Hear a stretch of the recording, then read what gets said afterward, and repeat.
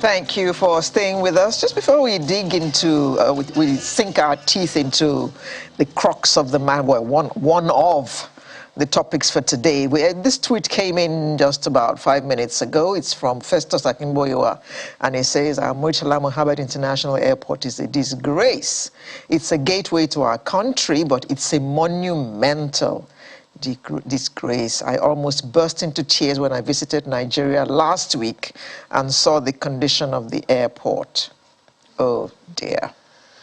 Well, it's perhaps a clarion call on the managers of that facility, because it's not just the gateway to the nation, it's also a money-making platform. That airport is a business environment and it needs to be taken care of. I mean, what else can we say? Yeah. But to the first issue of the day, during the week, the federal government proposes to extend the removal of fuel subsidy by 18 months. And also revealed that plans have been concluded to approach the National Assembly to amend the Petroleum Industry Act, that's the PIA. Well, according to the federal government, the reason for the extension is to give all stakeholders time to ensure that the implementation is carried out in a manner that ensures all necessary modalities are in place to cushion the effect of the PMS subsidy removal in line with prevailing economic realities. So let's begin that conversation with Atope Fashua. Joins us this morning. He is an economist. He joins us from our studio in Abuja, as well as Johnson Chuku of Asset Management, Cowrie Asset Management. Gentlemen, thank you for your time and thoughts this morning that you'll be bringing to the table. Let me begin with you, Mr. Fashua. I'm pretty sure that, I don't even know whether this comes to you as a surprise or it's just one of those things that you feared could happen. What are your thoughts, first of all?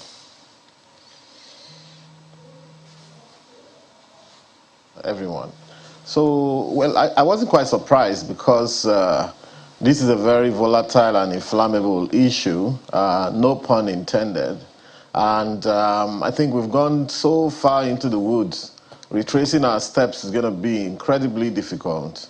And so I wasn't quite surprised that they had to backtrack. In fact, I'd written in a couple of articles telling them not to go near that issue at all. As a matter of fact, of course, the present government had beaten a little bit more than it could chew. And if you look at every other index on the economic dashboard, everything is showing red.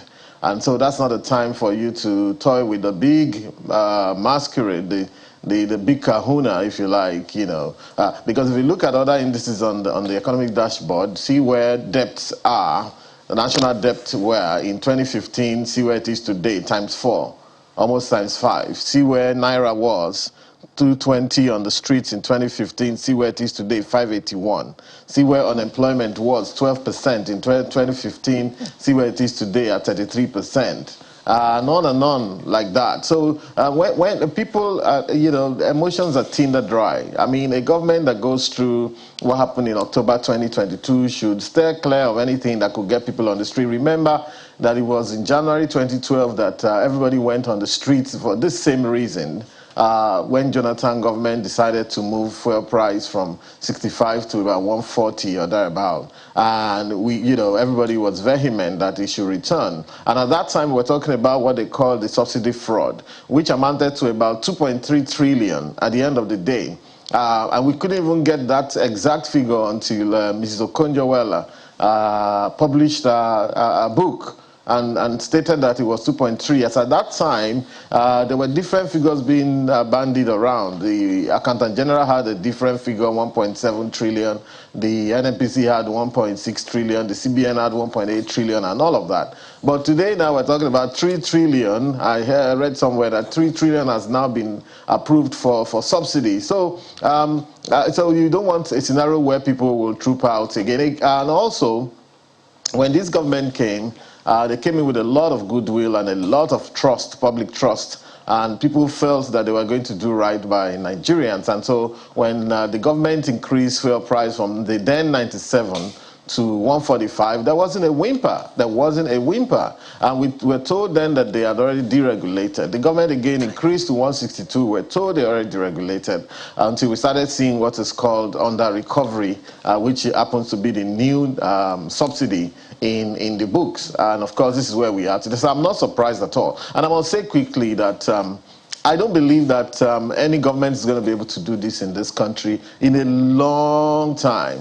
Any government that will be able to touch it will first of all spend a lot of time rebuilding public goodwill, recreating public trust, to be able to get people to understand. Because what we're seeing here is a scenario where, because of the huge income disparity in the country, because of the mismanagement, the corruption, both in private and public sector, because of the Philistinic economic policies that we have been, enforcing in this country, and the wrong ideologies that we have subscribed to, is what has taken us to this epoch, to this very point where we are. Let me stop here and let some other people speak. Okay.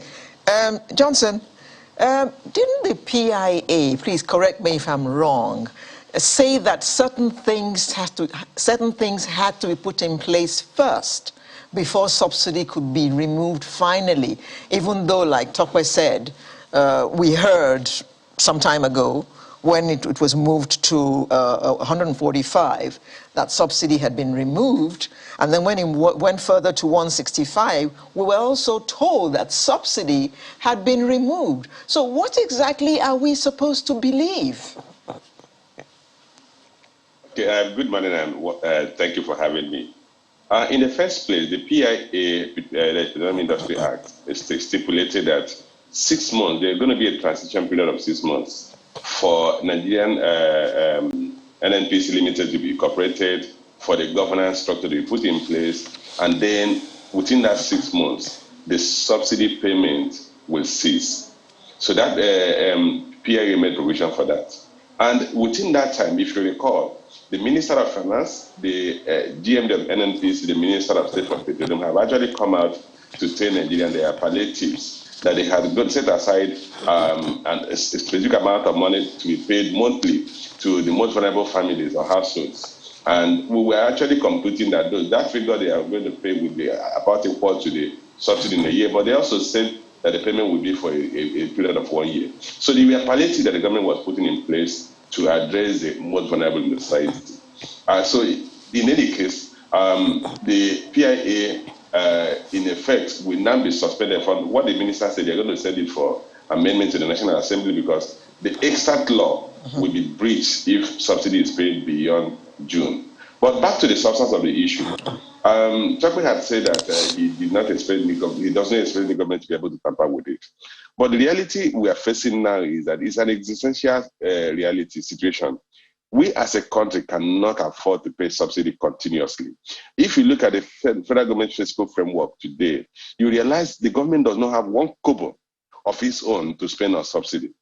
Last year, by November, the federal government has only generated 5.5 trillion naira.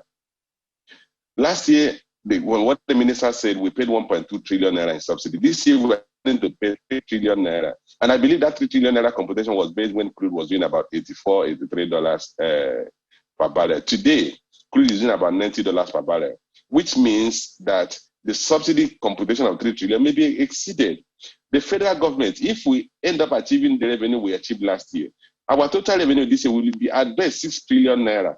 And they're going to spend 3 trillion naira to pay subsidy. We are spending about 4 trillion naira to pay debt service of interest. So nothing is left to pay the wages of the government, which budgeted about 6 trillion naira. That has to be borrowed. The amount the government will spend to do any 1 kobo of capital expenditure will be borrowed.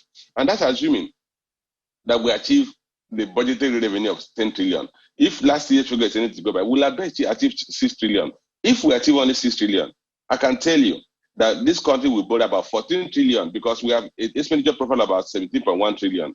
If you add additional 2.5 trillion, which is what they have increased the provision for subsidy to by, you have about 20 trillion naira. So we're going to borrow about 14 trillion naira to run government expenditure this year. Certainly, at that level of borrowing, we are going to get to a point where total government revenue will not be enough to pay interest obligations. So the country will default in meeting its debt obligations. So, and that's why I said it's an existential issue. But the crux of the matter is that we are not just subsidizing Nigerian consumption, we are subsidizing the entire West African coast. Nigerian fuel is being smuggled to Cameroon, being smuggled to Benin Republic, is being smuggled to Niger Republic, Chad Republic, and Togo. And in effect, the 67 million liters we are presumed to be consuming today, maybe Nigerians are consuming about 30 million, 35 million liters. If you take your mind back to the era that Tokwe mentioned, the consumption that was being disputed about 35 million liters a day, which we say Nigerians could have been consuming that quantity. How did it balloon to about 67 million barrels? If not that, a significant part of that is being smuggled out of the country. So in effect, in our effort to cushion the suffering of the poor, we are making the poor poorer, because look at it, the subsidy we are paying to in Nigeria, has it improved the standard of living of Nigerians? We have about 98 million Nigerians who are living in abject poverty, living below the poverty line. It has increased consistently. Subsidy didn't save that.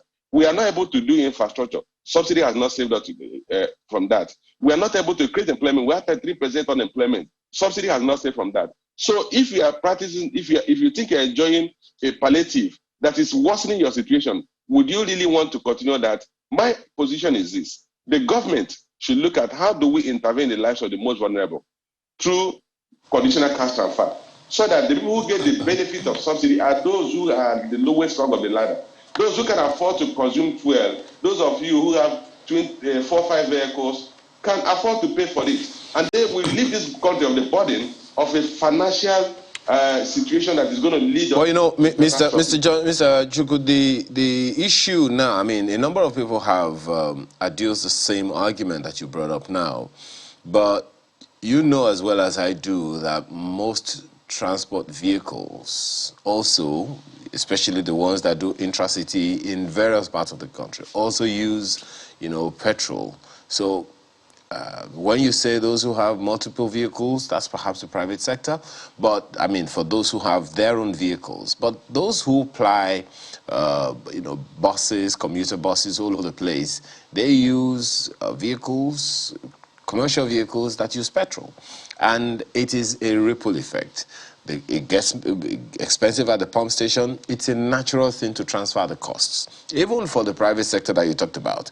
For an entrepreneur like you spend so much money getting yourself from point A to point B, and you are running business, it's only natural that the prices will go on, the cost you will be defrayed by putting your running cost on the business, on the products and services that you sell, and it's going to go back to the same people. So I don't know how you think that will solve the problem, because there are those who have also argued, like the Labour, for instance, who have said, let the refineries work, and then we can start talking about removing the fuel subsidy. Okay, let me take it from there. Take, for instance, assuming I'm at the rung of the ladder, and then currently I spend 5,000 naira for fuel, for transport, in public transport, and then the fuel subsidy is removed, and it costs me now 10,000 naira to move myself from my house to work and back home. Then the government says to me, Johnson Chukwu, we're going to give you a palliative of 10,000 naira every month.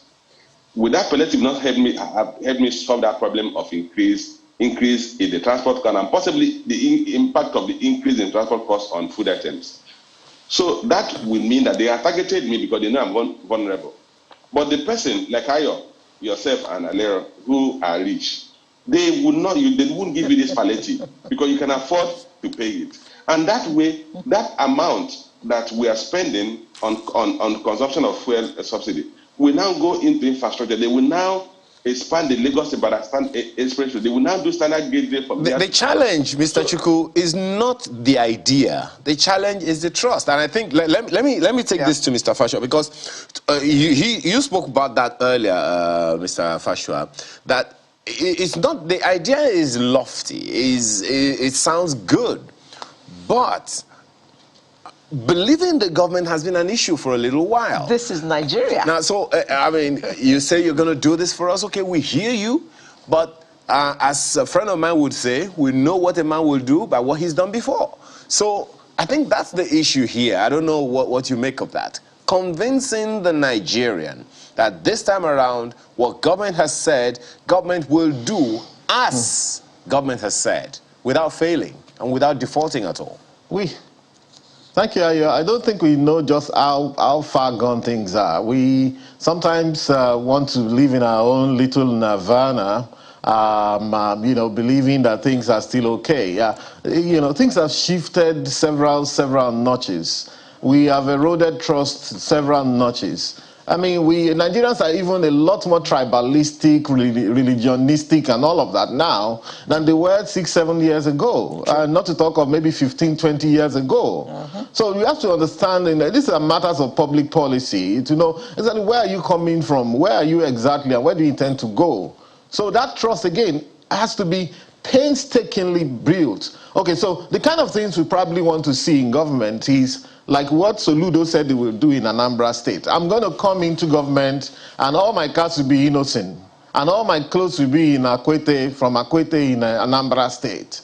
And not only to make that statement, but to leave that policy and be consistent over time. Not this, what we have seen, the tragedy we have seen in the last 7 years, where government officials who we trusted that they would do the right thing by the country decided to go on a binge. And even whether we were in a recession or depression or whatever the case may be, we didn't see new thinking, we didn't see new behavior. And what is this subsidy thing we're talking about? There are two types of subsidy. So the first real subsidy is to say, how much does it cost to bring this petrol into the country? And how much are we selling to the people? Okay, NNPC is the sole importer now. I understand that, okay, the cost of bringing it is rising to about 282, minding the fact that crude oil has now become a liability to this country. Crude oil is selling, Brent is selling for about $90, $91 now, as we speak, but it has become a problem to this country. Why would that be the case? When crude oil price goes up, we say, there's problem. And the government has said that the people should brace up for harder times. I say, how much harder can times become? And when crude oil goes down, the first thing we do is to devalue the currency, because all of a sudden we can't even find money to pay salaries in the civil service. You know, so the real subsidy is, we are saying that how much are we bringing this in and how much are we selling? That is the subsidy. The second subsidy is the opportunity cost of saying that, okay, if the NNPC brings in this petroleum, rather than sell to Nigerians at 162, why don't they sell to Nigerians? Why don't they sell to Cameroonians? Why don't they sell to people from Republic of Benin or Chad or even twice removed? Why don't they sell in Ghana? Now, number one, then you'll be faced with the issue of how responsible is that? Are you not working for Nigerians? Okay? Okay, and you'll be faced with the point that, look, okay, if we're talking about 302, as was discussed in the National Economic Council meeting a couple of weeks back, that this is where the new price should be, that price itself does not eradicate the opportunity cost subsidy, all right, and until we're able to say that we will sell this at 500 naira because it's 452 naira equivalent in Ghana, are Nigerians ready for 500 naira subsidy? That's, I mean, per liter. 500 naira per liter of petrol at the pumps. And can anybody not imagine the reverberating inflation effect of that? All right, transportation costs will go up triple-fold. And so also will every retail item go up. And I tell you what, 2015 to date, I looked at the inflation on staple food and staple goods, and I was seeing an average of 250%. Take rice alone, 8,000 naira in 2015, 26,000 minimum today, 250%, some 300%. Look at, okay, see what happened with the deregulation of the electricity sector. Okay, since 2015 today, we're paying about 4 times, 5 times over, depending on where you live. That is 500, 600%. So we're saying that, look, something has broken. And it will take a while. Yes. I beg your pardon. Can you rationalize for us why we should be subsidizing petrol that comes through our country to Cameroon, to Niger, to Chad, to wherever it is going? Why should Nigeria be subsidizing that fuel? We shouldn't be subsidizing. I don't know when it got into the heads of Nigerians and the government that we should be buying petrol at a cheaper price. However, you see, you don't change a policy overnight. Especially, you have to consider the present makeup of the social polity. Very important. Number one. Number two is that, you know, that we've had so many different numbers. As at May 2021, we heard that the domestic consumption of Nigeria was 93 million liters a day. It used to be 42 million liters. Then all of a sudden it went to 93 million. Today they're hearing 67.5 million.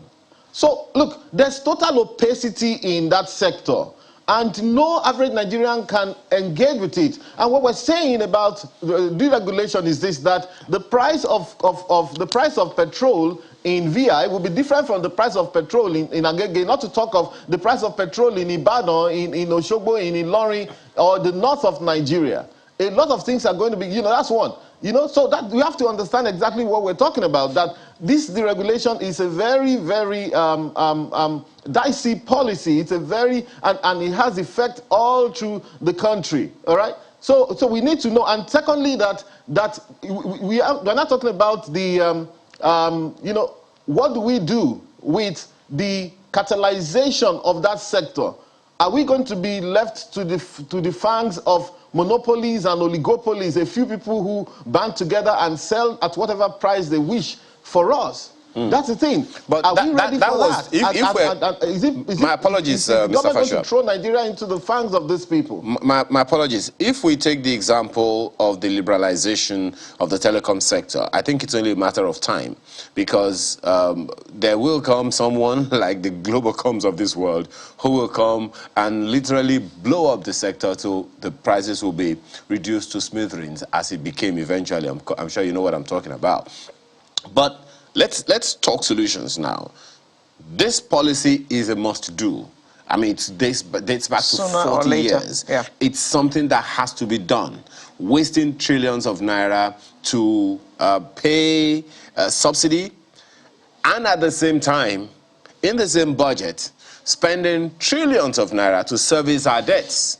It's something that needs to stop. So, I mean, Mr. Chukwu earlier, has adduced some kind of way out of this. What would be your recommendation? How do we get this done in as peaceful a way as possible?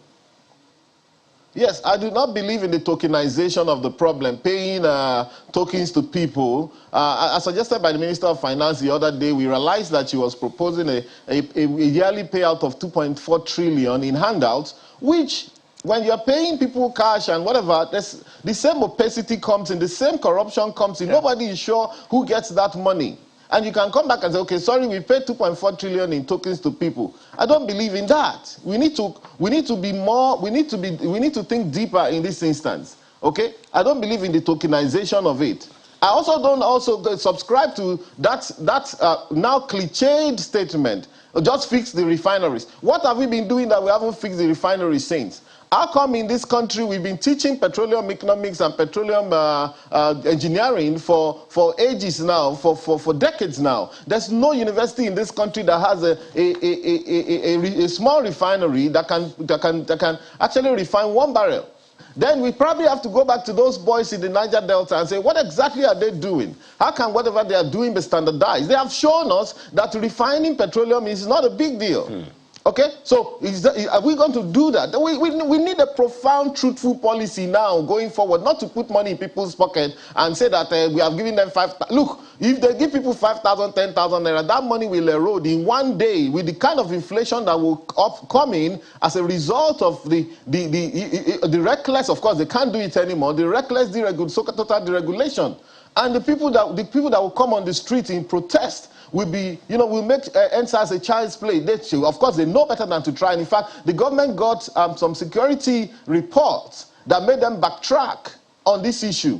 It's not the fault of this government alone, but of course, this government hasn't done well at all in terms of the kind of things that we needed to see to come to this point where we're saying that, okay, look, let us now deregulate the sector entirely. The government hasn't done right. So I'm not seeing on both sides, whether on the side of Labour or on the side of the liberals who say, look, let's take this thing out, or the side of the government who believe that we should give some tokens to people. I'm not seeing the profundity in terms of thought that will try and solve this problem. But I'm saying that it will take time. It will take time. It will take a lot of honesty, a lot of rebuilding of trust, a lot of rebuilding of goodwill before we're able to get out of this quagmire.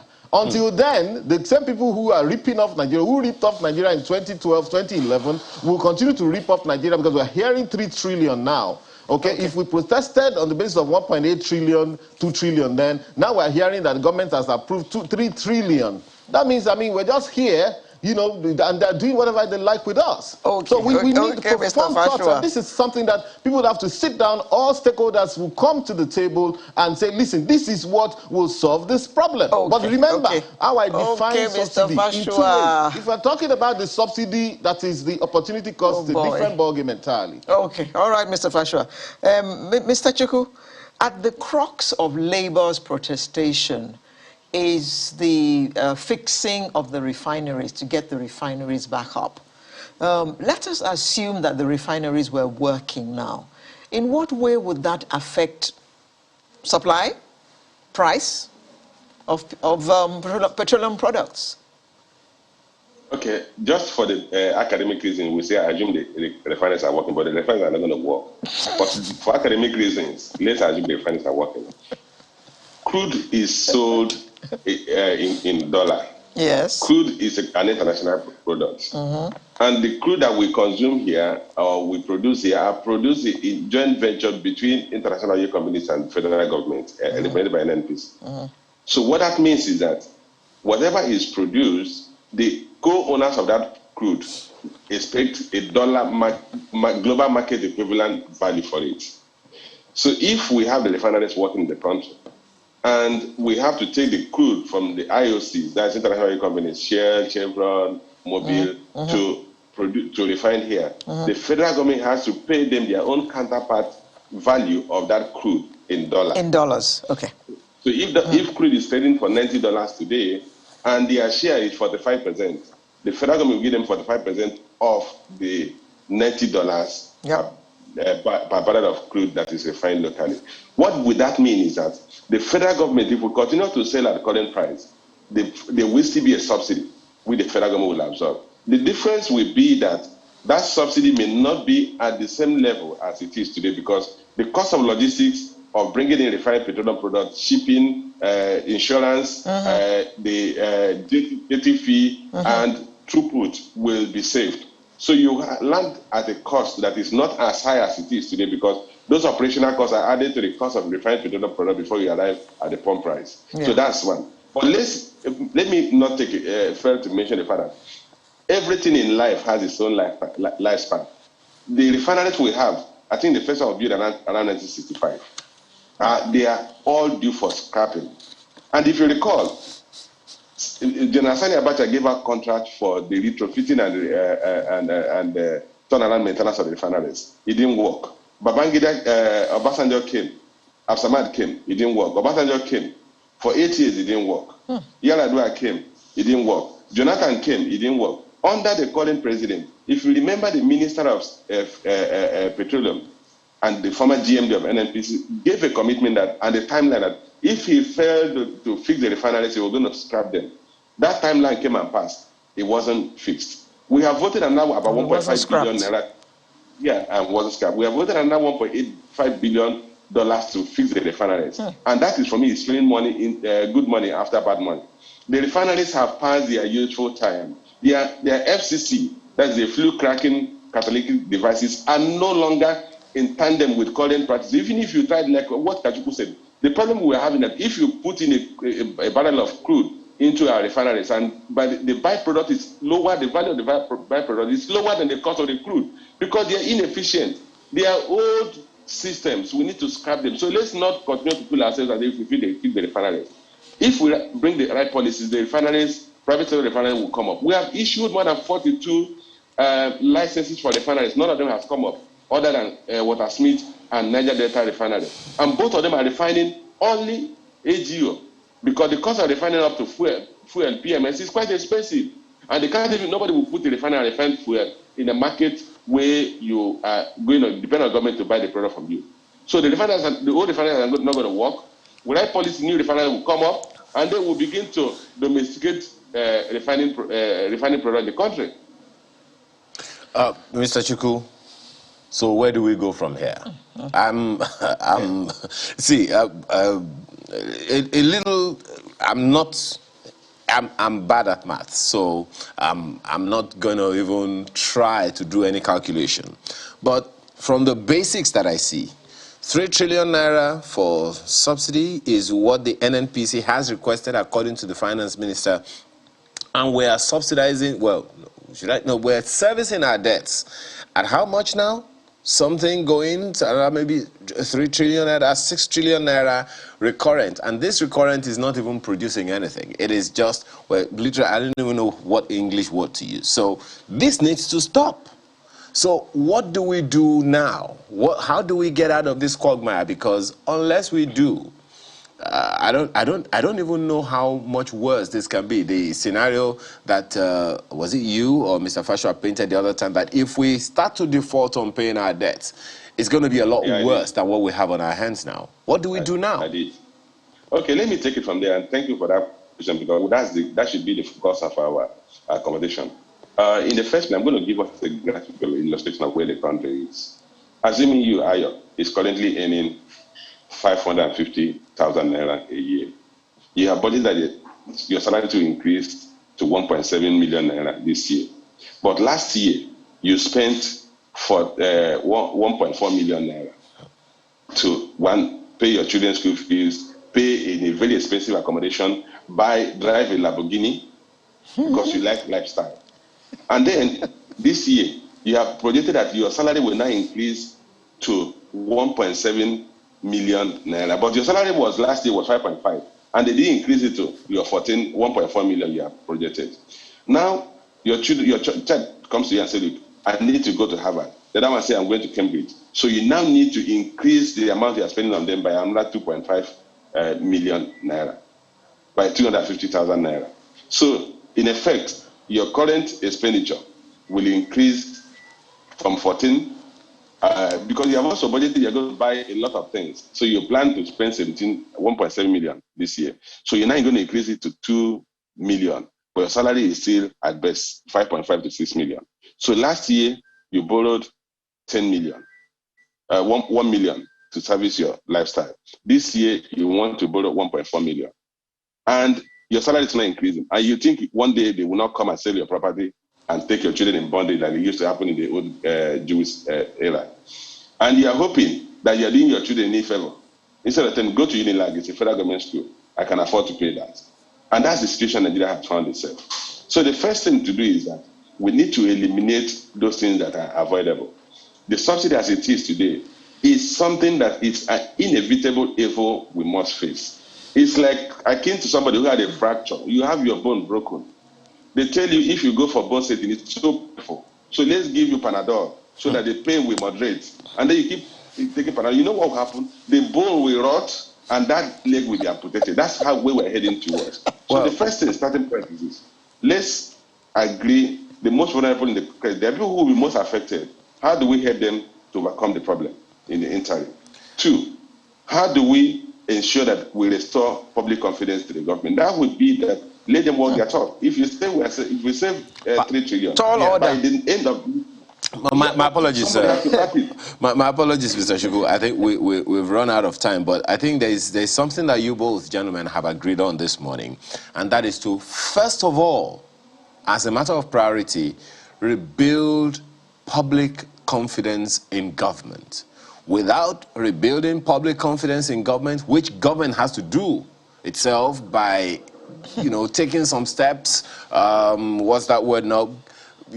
Taking austerity measures in government to get some things done. I don't even know how government can do that, build public trust, but that is something that has to be done. Both of you have established this morning if this subsidy removal is going to be a thing at all. We have to thank you both for being a part of our conversation this morning.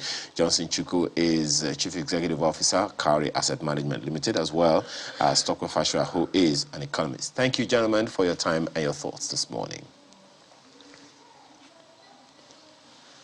Pleasure. All right, so Sunrise continues in a moment after now. Stay with us.